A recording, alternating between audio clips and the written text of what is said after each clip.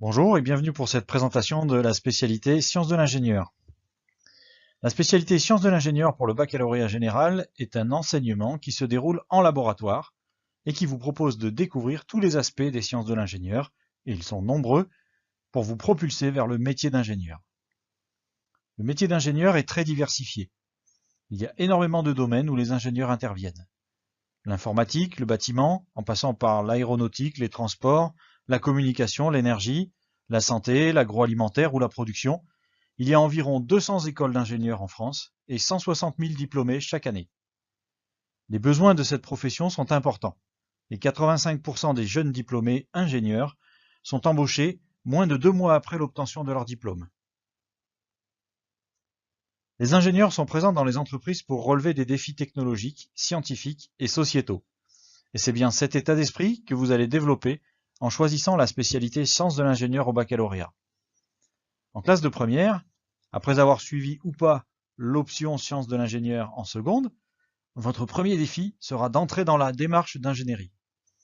Observer et analyser un système complexe, comprendre ou faire des hypothèses sur son fonctionnement, puis mener une série d'expériences et de tests, voire de simulations, pour essayer de prévoir le comportement et les performances de ce système. À l'issue de cette phase, il vous sera alors possible de proposer des améliorations ou des modifications que vous pourrez concevoir et mettre au point. Les systèmes présents dans notre laboratoire,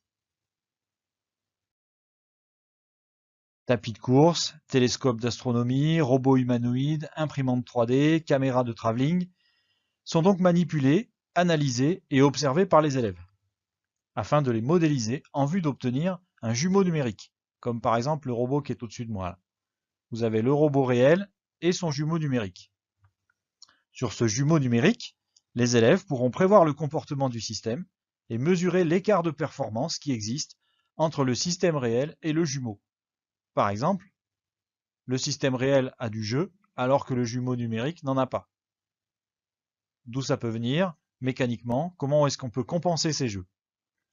Cet écart, s'il est expliqué et encadré, permet d'entrer dans la phase d'optimisation.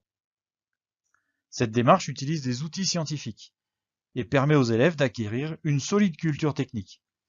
Elle permet à chacun et chacune de vivre des projets innovants et motivants en classe de première et en classe de terminale. Dans ces projets, l'intelligence artificielle, la simulation, l'informatique et la programmation sont des outils courants. Voici par exemple un projet de véhicule autonome développé cette année par un petit groupe d'élèves dans lequel ils ont utilisé les technologies de la communication. Ce véhicule est aussi pilotable avec un smartphone. Un autre projet développé en classe de première cette année consiste à contrôler une main artificielle par la voix en utilisant toujours un smartphone pour la reconnaissance vocale. Pour terminer, les sciences de l'ingénieur se déclinent en terminale par un accompagnement de 2 heures de sciences physiques, en plus des 6 heures de sciences de l'ingénieur. En effet, les sciences physiques, c'est la caisse à outils des ingénieurs. Et les sciences physiques se retrouvent au cœur de toutes les expérimentations développées en laboratoire. Cette particularité rend ce choix très intéressant si vous souhaitez intégrer une classe préparatoire aux grandes écoles à l'issue du baccalauréat, car elle vous permet de conserver en terminale des mathématiques, de la physique et des sciences de l'ingénieur. Enfin, pour terminer, les sciences de l'ingénieur s'adressent à tout le monde et ne sont certainement pas réservées aux garçons. Les filles y réussissent même très bien. Faites tomber vos idées reçues, les écoles d'ingénieurs sont ouvertes à toutes et à tous. Je vous remercie de votre attention.